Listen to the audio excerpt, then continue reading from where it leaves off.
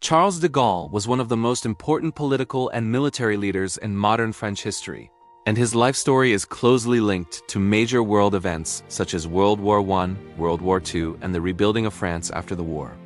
He is remembered as a man of strong character, deep patriotism, and an unshakable belief that France had a special role to play in the world. Understanding his life provides insight not only into French history but also into the larger story of Europe in the 20th century. His journey from a young military student to the president of France is a story of courage, determination, and vision, told across decades of conflict, political struggle, and national transformation. Charles-André Joseph Marie de Gaulle was born on November 22, 1890, in the city of Lille in northern France. His family belonged to the educated middle class, and they valued religion, culture, and national pride. His father, Henri de Gaulle, was a teacher who loved history and literature, and he passed this love to his children. Charles grew up in an environment where discussions about France, its past glory, and its future possibilities were common. As a child, he enjoyed reading books about great leaders and famous battles. He imagined himself someday serving his country as a soldier. He had a strong personality even as a boy, often insisting on his opinions and showing a natural leadership ability during games and activities with his siblings. As he grew older, de Gaulle became more serious about becoming a soldier. He studied hard and eventually entered the prestigious military academy of Saint-Cyr in 1908. This school trained future officers of the French army. At Saint-Cyr, de Gaulle developed a reputation as a disciplined, intelligent, and determined young man. He was not the top student in every subject, but he stood out because of his strong thinking skills and his ability to analyze problems deeply. He admired military heroes and believed that France had a special mission in the world. His time at the academy prepared him for the military challenges he would soon face. When World War I broke out in 1914, de Gaulle was a young officer, 24 years old, serving in the infantry. The war was brutal and lasted 4 long years. De Gaulle fought bravely in many battles and was wounded several times. In 1916, during the Battle of Verdun, one of the deadliest battles of the war, he was injured and captured by German soldiers. He spent the remainder of the war in German prison camps. While many prisoners gave up hope, de Gaulle attempted to escape 5 times, but each attempt failed. Even though he was caught, these escape attempts showed his courage, persistence, and refusal to accept defeat. During his time as a prisoner, he read books on history, politics, and war, and he began developing ideas about how modern armies should operate. He came to believe that future wars would require faster, more mobile forces, supported by tanks and aircraft. These ideas later became important to his military thinking. When the war ended in 1918, de Gaulle returned to France with a renewed sense of purpose. Although France had won the war, it had suffered enormous losses, and the country was physically and emotionally exhausted.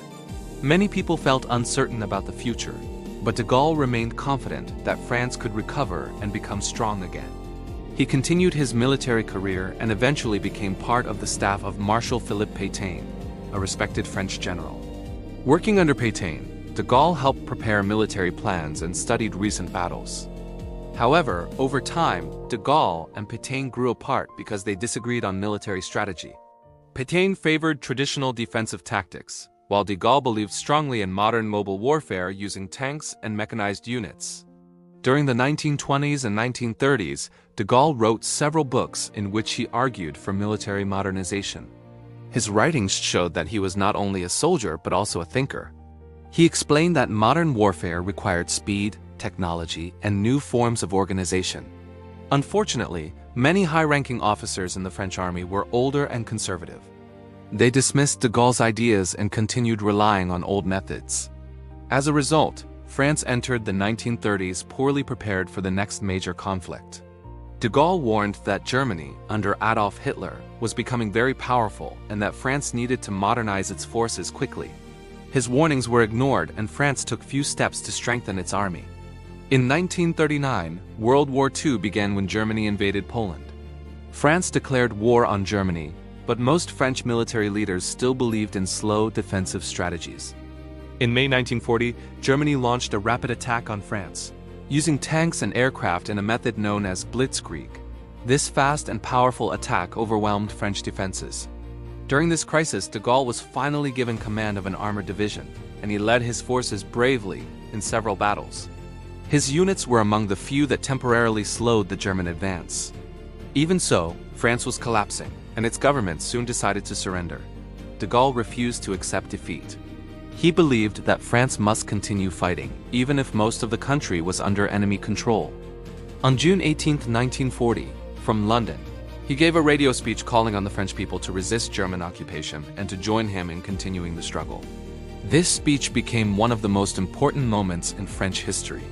At the time, only a small number of people heard it live, but its impact grew as word spread. De Gaulle's message became a symbol of French resistance and hope. In London, de Gaulle formed the Free French Forces, a movement that united French soldiers, sailors, pilots, and civilians who refused to accept German rule. He worked closely with Britain, but insisted that France must remain independent and respected. This put him in conflict at times with British Prime Minister Winston Churchill and American President Franklin Roosevelt. They sometimes found de Gaulle stubborn and difficult, but he believed strongly that he was protecting France's honor. Even in exile, he saw himself as the true representative of the French nation. From 1940 to 1944, de Gaulle worked tirelessly to unite various resistance groups inside France. These groups included people from different political backgrounds, including communists, conservatives, and ordinary citizens who wanted to fight the occupation. De Gaulle's leadership helped create a sense of unity and purpose. French forces, both outside and inside the country, contributed to allied military efforts in Africa, the Middle East, and Europe. The Free French Forces played important roles in North Africa, and later in the liberation of France. In June 1944, the Allied forces landed in Normandy during the D-Day invasion, beginning the liberation of France.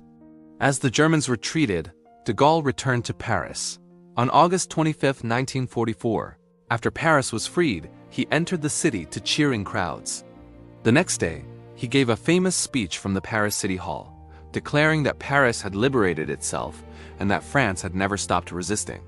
His leadership helped restore order and prevented potential conflict among resistance groups and political factions. After the war, de Gaulle became the head of the French government and faced the enormous task of rebuilding the country. France needed to repair its economy, rebuild its cities, and restore its political and social systems. De Gaulle believed that France required a strong central government led by a powerful president. However, many politicians wanted a parliamentary system that gave more power to elected representatives. De Gaulle found it difficult to govern under these conditions, and in January 1946, he resigned, disappointed by the constant political disagreements. For more than a decade, de Gaulle remained out of the political spotlight. He continued writing, reflecting on national issues, and observing politics from a distance.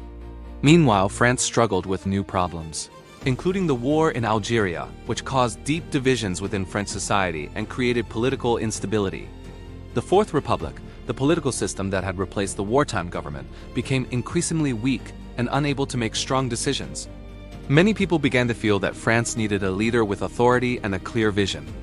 In 1958, the situation reached a crisis point, and political leaders turned to de Gaulle, asking him to return to power. De Gaulle agreed, but only if he could create a new constitution that gave the president stronger powers. The French people voted in favor of this change, and the Fifth Republic was born. This political system remains in place today. De Gaulle became the first president of the Fifth Republic in 1959, beginning a decade of influential leadership. As president, de Gaulle made several important decisions that shaped France's future. One of his first major actions was to end the Algerian War. This was a difficult and emotional issue because Algeria had been under French rule for over a century, and many French settlers lived there. De Gaulle concluded that continued conflict was damaging France and that peace was necessary. After long negotiations, Algeria became independent in 1962. Some French groups were angered by this decision and even attempted to assassinate de Gaulle, but he survived all attempts on his life. De Gaulle also focused on strengthening France's independence in global affairs. He believed that France should not depend too heavily on either the United States or the Soviet Union, the two superpowers of the Cold War. To protect French independence, he withdrew France from NATO's integrated military command and developed France's own nuclear weapons program. He wanted France to be respected as a powerful and sovereign nation. He also worked to improve relations with Germany, believing that peace and cooperation between the two countries were essential for Europe's future.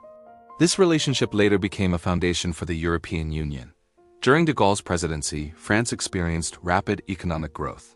The government invested in infrastructure, industry, technology, and modern transportation. Many historians refer to this period as the 30 Glorious Years, a time when France became more prosperous and modern. De Gaulle's leadership played an important role in providing stability and direction during these years. However, challenges emerged in the late 1960s. In May 1968, widespread student protests and worker strikes shook France. Many young people felt that de Gaulle's leadership style was too strict, old-fashioned, and out of touch with modern society. The movement grew into a national crisis, and for a time, it seemed that the government might collapse. De Gaulle eventually restored order by calling for new elections, which his supporters won. However, the crisis weakened his authority and made him reconsider his role. In 1969, de Gaulle proposed a referendum on reforms to the Senate and regional government. He announced that if the public voted against the reforms, he would resign. When the referendum failed, he honored his promise and stepped down from the presidency. After leaving office, he retired to his home in Colombo-les-Deux-Églises, a quiet village. There, he spent his final years writing his memoirs, which are considered masterpieces of political and military literature. His writings show the depth of his thinking and his strong sense of duty to his country.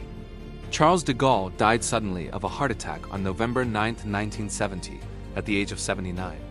Although he had requested a simple funeral without state ceremonies, his death was mourned across France and around the world. Many world leaders praised him as one of the greatest figures of the 20th century. His leadership during World War II, his role in rebuilding France, and his creation of the Fifth Republic left a lasting legacy. Today, de Gaulle is remembered as a symbol of French resistance, independence, and national pride. His name is honored in streets, monuments, and institutions throughout France. The main international airport in Paris, Charles de Gaulle Airport, stands as a reminder of his importance in French history. His ideas about leadership, national identity, and independence continue to influence political leaders and citizens alike. He remains a towering figure who helped shape modern France, and his story continues to inspire people around the world.